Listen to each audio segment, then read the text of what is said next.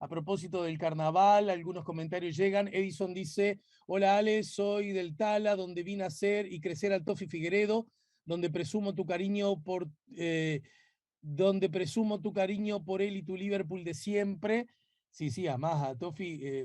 Recuerdo, mira, en el último partido que Liverpool jugó en Belvedere, lo perdimos frente a Danubio y el Tofi ahí se quedó saludando a alguien, entonces nos arrimamos el alambrado con Juan y le pedimos una foto y específicamente le dijimos, eh, nos sacamos la foto, Tofi, porque en la victoria hay que sacarse la foto, pero en la derrota también. Y yo también tratando de generar ciertas enseñanzas para con mi hijo, ¿no? Y bueno, y él agradeció y dijo exactamente, de eso hablamos, y bueno, y Juan está contento y orgulloso, así que mucho cariño y mucho respeto profesional. Dice María, yo mujer trabajadora, leo, escucho, tengo 54, creo que tengo capacidad pensante como para saber que las muras criticaron con creatividad, con la verdad, no nos debe subestimar el gobierno. Graciela dice, lo peor que escuché, que escribanos firmaron las actas de la asamblea que optó por el no. Van a criticar esto, seguro que son los, entre comillas, chanchos. No, sí, la Asociación de Escribanos se manifestó favorable al voto por el no, reivindicando que las medidas incluidas en la LUC, esas que, por ejemplo, permiten que una persona haga transacciones en efectivo por hasta $120.000, es decir, que vos vayas a comprar una moto, un auto o la entrega de una casa con $120.000 en efectivo, que los tenés encima, eso a los escribanos les parece bien, a la Asociación de Escribanos les parece bien, y les parece que no afectan la posibilidad de que lavadores de dinero puedan aprovecharse de esa herramienta para hacer sus delitos con relación a ese tema. Dice, a ver, leo un par de mensajes más, porque ya está con nosotros Pedro Crivari.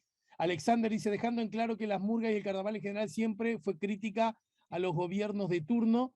Eso generó también una crítica política hacia la... Ah, porque arrancó diciendo, la posición de, yo le llamo operadores políticos que buscan generar opinión en esa visión de que el carnaval cambió, como el personaje de Carballo, quien está dentro del carnaval. No sé exactamente lo de Carballo, supongo que... Eh, sí, ¿no? Carballo se refiere a Luis Alberto, supongo, ¿no? Lo que sí que a mí siempre me llama mucho la atención con relación a ese reclamo, que me parece, yo qué sé, pertinente, que sí, cada uno reclama lo que quiera, quien quiera, pero ese reclamo acerca de que el carnaval se ha politizado, me parece que es, por decir lo mínimo, un tanto naif e ingenuo, por decir un poco más, me parece que es fruto del desconocimiento, y por decir un poco más, me parece que es fruto de una casa de murgas, como yo le llama, interesado en generar relatos acerca de una práctica cultural, artística, popular, que en todo caso, desde esa perspectiva no ofrece novedades, según mi mirada, porque desde la recuperación democrática hasta la fecha, la verdad yo no he visto expresiones culturales, artísticas, con sesgo político, más o menos similar al que hoy abunda o, es, o se manifiesta en mayor medida. No veo que haya novedades en ese sentido, teniendo en cuenta además que el fenómeno del carnaval no nació hace 15 años atrás cuando el Uruguay fue gobernado por la centroizquierda. Bueno, ahora sí, recibimos al analista, querido amigo, gran hincha Defensor, le deseo felicidades porque Defensor acaba de cumplir años, Pedro Crivari, director además de la revista Túnel, acá la tengo, que acaba de llegar, Pedro, qué emoción, al número 44. Buen día y bienvenido. Buenos días, ¿qué tal? Gracias por el saludo. Y pese a que nos encuentra Defensor no en el mejor momento de su historia, pero bueno, dispuesto como siempre a ser protagonistas de todo torneo que participemos. Bien, acá estamos con el 44. Llegamos al 44, fue una odisea, un esfuerzo muy, muy artesanal, muy de abajo, y que estamos orgullosos del producto que hacemos, pese a que, que somos conscientes que es mejorable en muchísimos aspectos, ¿no?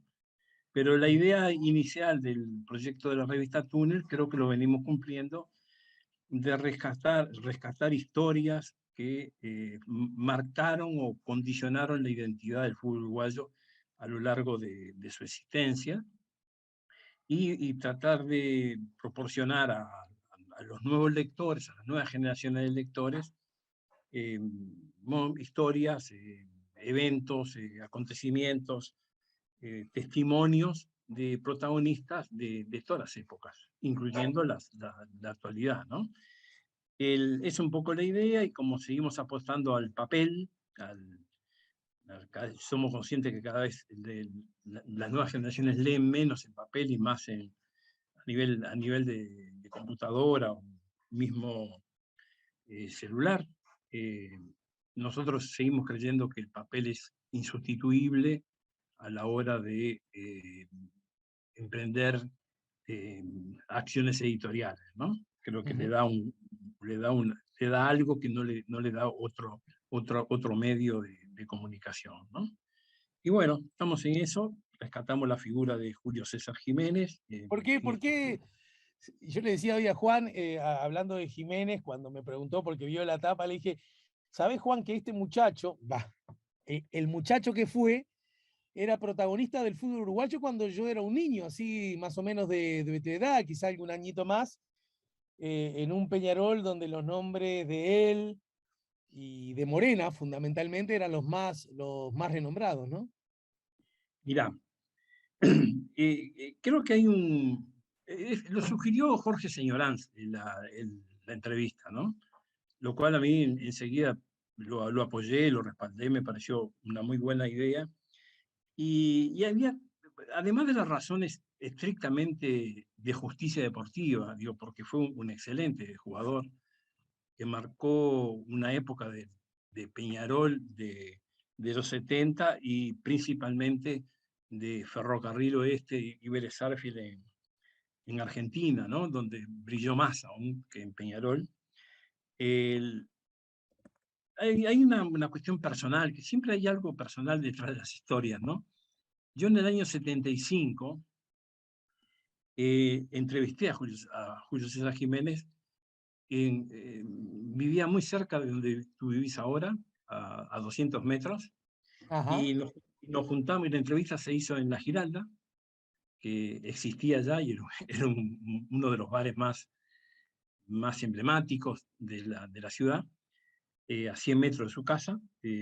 Creo que en la casa vivían más futbolistas, entonces sugirió hacer la entrevista ahí, y fue una entrevista, yo lo admiraba, lo admiraba, y fue una entrevista que nunca se publicó, porque íbamos a editar una revista en el otoño del 75, y se frustró la salida de la revista por diversas razones, principalmente de tipo económico. La revista se iba a llamar Talud. Funcionábamos en la sede del Círculo de Periodistas Deportivos, ahí en la calle 18 de Julio, y entre Vázquez y Barrio Zamorín. Estábamos muy entusiasmados, y a mí me tocó hacer esa entrevista, muy disfrutable. Durante muchos años mantuve la grabación, cometí el error de no cuidarla, y cuando señora me dice entrevistarlo, para mí es, bueno, como que cerró la historia. No lo entrevisté yo, lo entrevistamos 47 años después, lo entrevista señoras, pero fue un jugador muy importante. Fue un Ujú, ujú. jugador, un clásico jugador rioplatense, de mucho dribbling, mucha intuición, mucho resolver sobre la marcha, un talento extraordinario, una técnica también extraordinaria, en un Peñarol que no logró en esos años ningún triunfo continental, pese a tener al extraordinario goleador que fue Fernando Morena, ¿no? Ujú, ujú. Y otros jugadores de buen nivel. Pero él fue un jugador extraordinario, y lo máximo que hizo fue en Uruguay se le recuerda por 3 goles a Nacional en un partido, creo que era por la Libertadores, que en uno de los 3 goles entró prácticamente caminando al arco, ¿no? Porque le encantaba y tenía condiciones para driblear extraordinarias, además de tener visión de campo, ¿no? y ese día, bueno, se destacó notablemente convirtiendo 3 goles. Y imagino que los peñarolenses lo recuerdan con mucho cariño, y toda la gente de fútbol, cuando hay un gran jugador, un talento, como recién hablaba de Figueredo, es decir, de un jugador muy distinto a Jiménez, ¿no? En su juego, muy diferente a Jiménez, pero cuando uno reconoce talento, creo que la gente que realmente ama el fútbol trasciende las camisetas. Sí, Es decir, claro, claro. va más allá del color de la camiseta, incluyendo en este caso, en el caso de Jiménez, a aficionados identificados con Nacional. Digo que transcurrido el tiempo, seguramente reconocen en Jiménez una calidad que era poco usual en aquella época y sigue siendo poco usual ahora. Estoy de acuerdo contigo. Y desde esa perspectiva, y a propósito de túnel, hay un artículo muy hermoso vinculado al regreso del tanque, ¿no? El tanque Silva, digo. Y nosotros incorporamos a un columnista argentino que se ofreció a escribir, que en verdad no es un periodista deportivo, es un docente de la Universidad de La Plata, como buen argentino amante del fútbol, creo que es hincha de Boca, pero él en todos los números propone historias o relatos que hacen al fútbol rioplatense, pero siempre con digamos, una base en algo uruguayo, ¿no?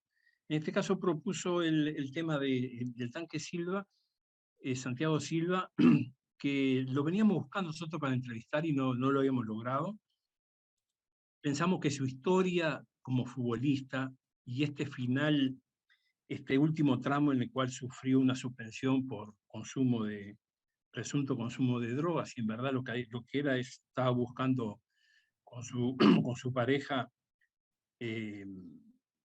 lograr la paternidad, estaba Claro. buscando la paternidad, y consumió un medicamento que, bueno, que tenía componentes prohibidos en el fútbol, pero bueno, el fútbol en esto es implacable, no mide, no distingue situaciones y creo que estuvo muchísimos meses fuera de la actividad profesional, pese a que el concierto periodístico, el sistema de medios, los colegas, profesionales, mucha gente se puso de su lado y reclamó el que se levantara la suspensión decretada por la AFA, Ujú. FIFA, no tengo muy claro quién fue quien sancionó. Entonces el retorno de Silva al fútbol argentino es el jugador uruguayo que convirtió más goles en la historia, ¿no? En el fútbol argentino, lo cual es mucho decir, ¿no? Ujú. Y logró clasificar campeón en aquel Banfield de 2009, que también tenía entre sus jugadores a Sebastián Fernández, Papelito, y tenía a James Rodríguez, el colombiano, un cuadro muy importante en el cual Santiago Silva fue goleador y referente por su personalidad, digo, no solo ahora por los años, por la trayectoria, pero siempre por su personalidad y su empuje y su confianza en sus fuerzas, siempre arrastró a los cuadros a una postura ganadora, ¿no? Así Eh, es. yo creo que es importante por su capacidad, fue importante por su capacidad goleadora. Hoy está vistiendo la camiseta del Dosivi, que es un equipo de Mar del Plata, en primera, y creo que todavía no convirtió goles en las pocas fechas que lleva el campeonato argentino, pero es importante por los goles, importante por su técnica en el juego de área, pero también muy importante por su personalidad que tal vez fue lo más llamativo, ¿no? Bueno, En su también carrera. a propósito, bueno, yo como siempre, les recomiendo la revista, les recomiendo sus contenidos, que si bien están vinculados al fútbol, están abordados de tal modo, de tan diversos lugares, que se vuelve una revista ecléctica a propósito de esa mirada. Miguel Ángel Bebe Moreno, un centro de pulida técnica, el desafío de seguir aprendiendo, esto a propósito de Rubén Mañano, el técnico de la selección uruguaya de básquet, una entrevista imperdible. Del mismo modo, el carnaval está presente y está presente con espíritu de barrio, San Carlos, la pasión entre el fútbol y la murga. Y también quiero decirles que casi medio siglo escribe el half derecho La Bruja, Miguel Millán. La revista siempre tiene el talento, la fortaleza de mi mirada de no solo estar muy rica en textos, sino también en imágenes, siempre está muy buena de fotografía.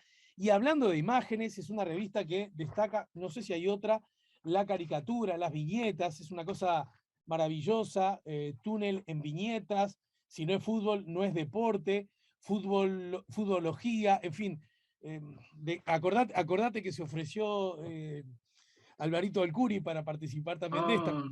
Ah, La obligación de me he decirlo porque olvidado. los dos tienen Confieso que me algo en olvidé. común.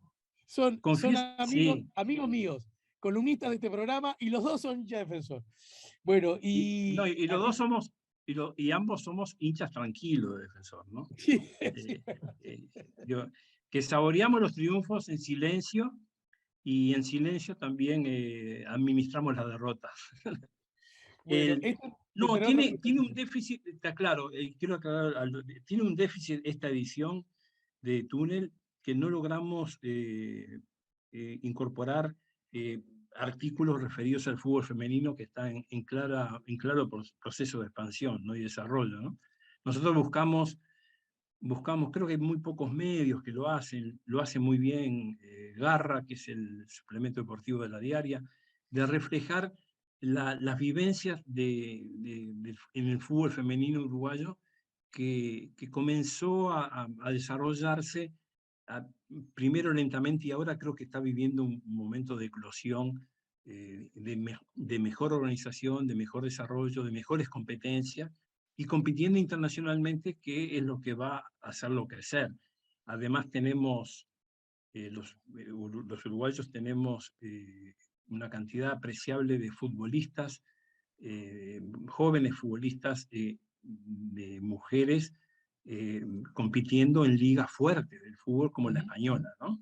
Es decir, hay varias futbolistas o varias futbolistas en la liga argentina, lo cual habla de que el fútbol femenino uruguayo ya ahora no es visto con más respeto a nivel internacional, ¿no? Es decir, pese a que los resultados todavía no vienen, vienen un poco lentos, pero nosotros siempre buscamos reflejar y en esta instancia no lo logramos.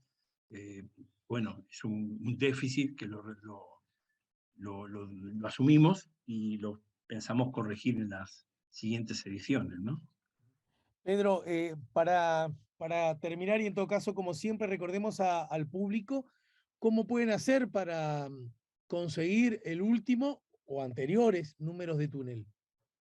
Bueno, la vía más segura, casi yo diría la única, es escribir al correo túnel@túnel.com.uy o a través de las redes, buscar nuestras páginas en Facebook, Instagram y comunicarse vía mensaje. Y esta revista se comercializa por suscripción o venta de números sueltos y se entrega a domicilio sin cargo, ¿no? En Montevideo y Ciudad de la Costa, y en el resto, bueno, se envía por agencias de transporte, ¿no? ¿Y cuánto cuesta? Cuesta la suscripción de 6 números 750 pesos y los números sueltos 150 pesos, sean los actuales o sean de los viejos números. Estamos transitando el 8º año de la revista, nació en el noviembre de 2014, y, y los números viejos, muchos de ellos están agotados, otros no, los comercializamos al mismo precio, porque lo que más nos interesa es que se lea la revista, digamos, que llegue a la gente más que, digo, quienes tienen alguna experiencia se puede imaginar que esto no es un negocio Sí, rentable, más bien todo lo contrario. más bien lo contrario. Sí, se hace a corazón y bueno, y poniendo más de lo que eventualmente uno pudiera obtener, ¿no? Entonces, La clave para nosotros, no pudimos mantenerla como completamente gratuita, los primeros 20 números era completamente gratuita y se distribuía un tiraje muy alto. Bueno, fue un esfuerzo económico que necesitaba de un respaldo publicitario que no se dio, y bueno, tuvimos que pasar a esta nueva modalidad. Y bueno, es eso, y este número tiene esta portada con Jiménez, el anterior ya lo hablamos, era el Chori Castro. Buscamos en el anterior cierta actualidad. No me hables de ese jugador, por favor. Jugó bien, porque en el segundo tiempo fue Salió, importante es un jugador muy importante. Bueno, no sé, no quiero entrar a analizar el momento de Nacional, pero hay quienes sostienen que el alejamiento de Chori Castro, de Sebastián Fernández, también quitó al plantel de Nacional de referentes mayores, jugadores mayores, y es un equipo que es extremadamente juvenil. No solo mayores, sino identificados con el club, ¿no? claro. Y ahora se le sumó el tema Vergesio. Bueno, Nacional está viviendo un momento difícil. Sabemos que los equipos grandes salen rápido de los momentos difíciles. Bueno, Lo mira, dice alguien hincha un cuadro chico, ¿no? hablando de hincha defensor, Marcos, el querido Marcos Flack, el actor de Teatro El Garpón, querido amigo, gran hincha de la Viola, dice: hola, saludo para don Pedro, salute por túnel por los 109 años de la Viola y esperamos soplar velitas con triunfos. Y agrega: Jiménez, uno de los mejores jugadores, un artista, un creativo. Jorge Medina también en el chat se comunica, chat del canal YouTube. En la época de Morena era el ídolo máximo de los manjas. Yo le pedí a los Reyes una camiseta manja con el número 8 del Pibe de Oro, un despegado. Lástima que nunca estuvo con Carrasco en la selección.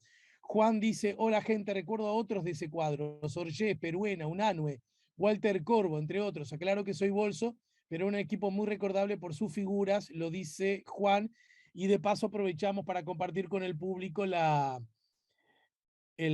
dirección electrónica de Túnel, @túnel.com, para comunicarse a aquellos que quieran comprar el último número o suscribirse o comprar alguno que les haya quedado pendiente de los 43 números anteriores, ¿sí? Bueno, no sé, agradecer este espacio, esta posibilidad de Tomate compartir. 2 minutos porque hace rato que no hablamos.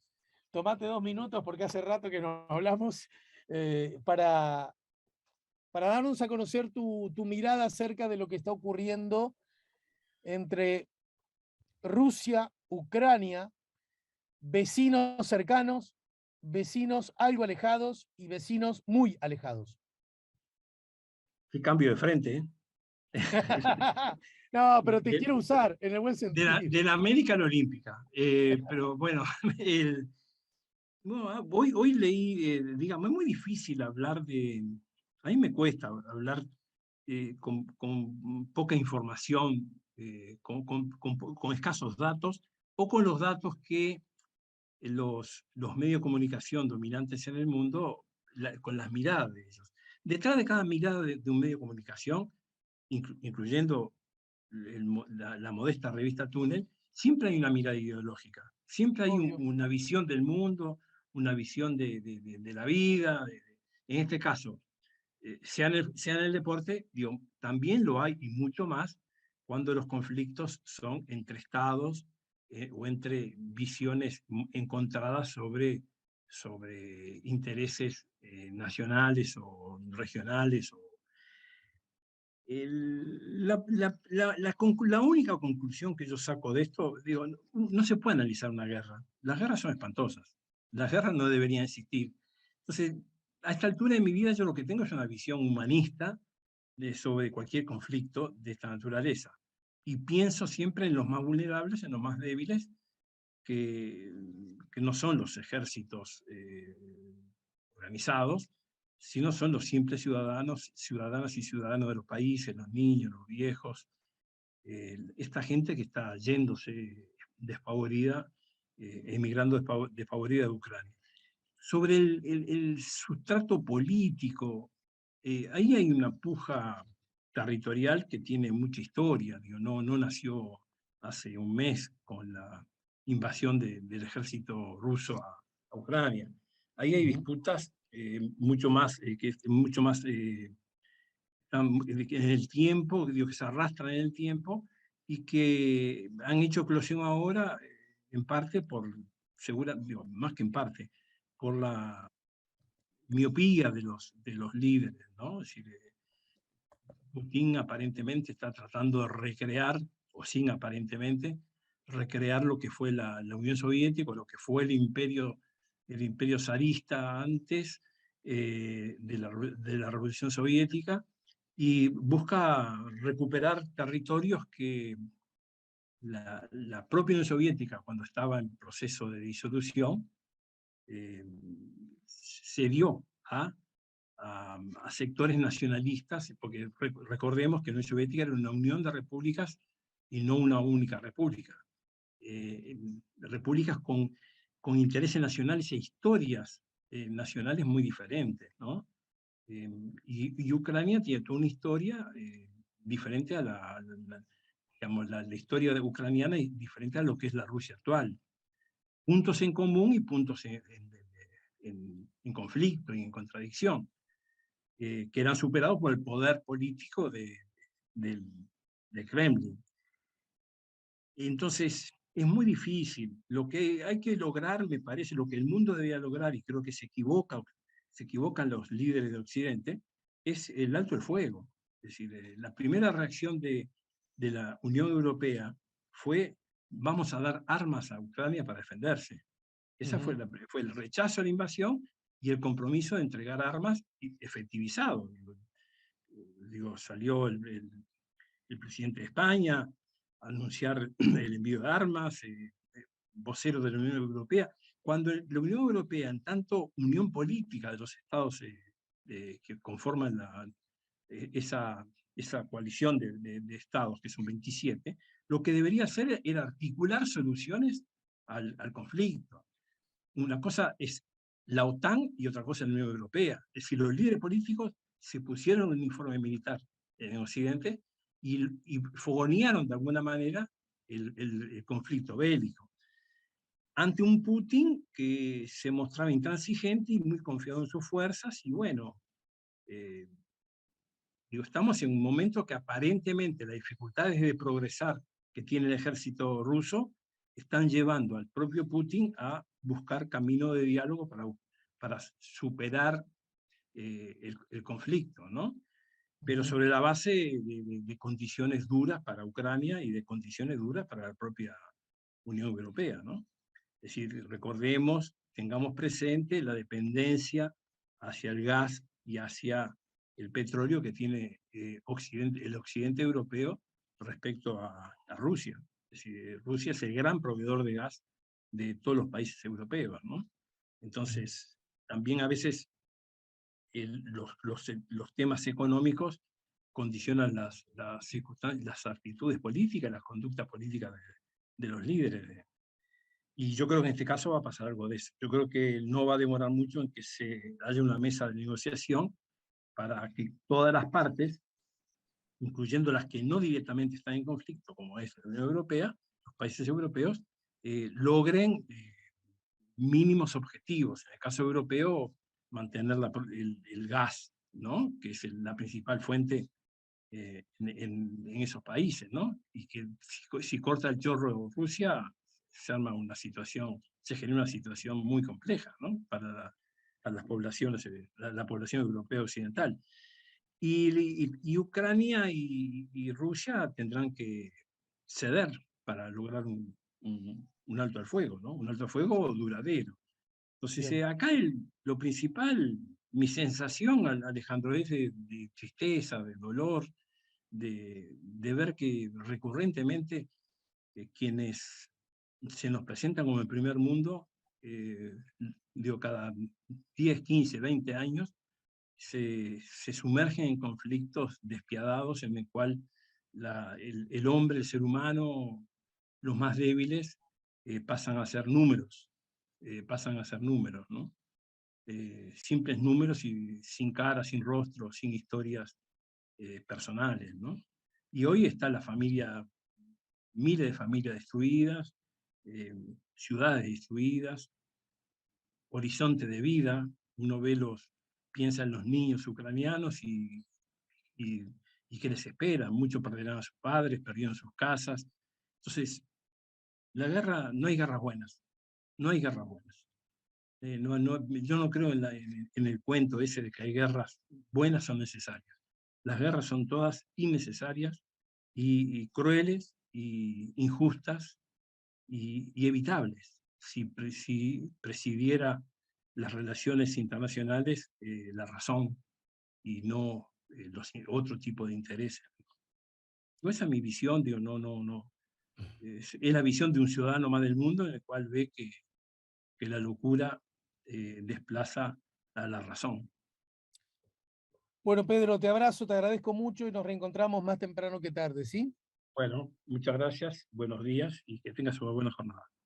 Gracias. Era Pedro Crivari, el periodista, analista y director, y en particular director de Túnel, que nos acaba de ayudar a poner la mañana en camino.